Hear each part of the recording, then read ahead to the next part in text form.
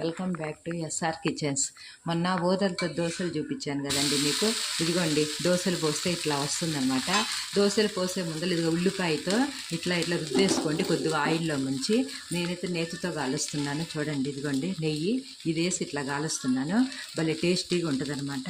పిల్లలైతే భలే ఇష్టంగా తింటారు. ఇదిగో ఈ విధంగా అనమాట. దగ్గర ఇది ఇట్లా ఈ విధంగా ఉంది చూడండి. దోశ ఎంత బాగా వచ్చింది. ఓదలు, మినపప్పు, మెంతులు మొత్తం కలిసి నానబెట్టుకొని మనం చెప్పా కదా. దోశలు చూడండి ఎంత బాగా క్రిస్పీగా వస్తాయో. పిల్లలు ఇట్లా చేస్తే బాగా ఇష్టంగా తింటారనమాట. చూడండి ఒకసారి. బాగా ఎండాకాలం కూడా ఓదలు బాగా చలువు అనమాట. తినడం వల్ల బాగా అందులో వెయిట్ లాస్ అయ్యే వాళ్ళకు కూడా బాగా ఉపయోగపడుతుందండి ఓదలు. మిగతా దోశల కంటే ఇది చాలా బాగుంటుంది. ఒకసారి ట్రై చేసి చూడండి ఫ్రెండ్స్ మీరు. చూడండి ఫ్రెండ్స్ ఈ విధంగా వస్తుందన్నమాట దోశ. ఓదలు మినపప్పు దోశ.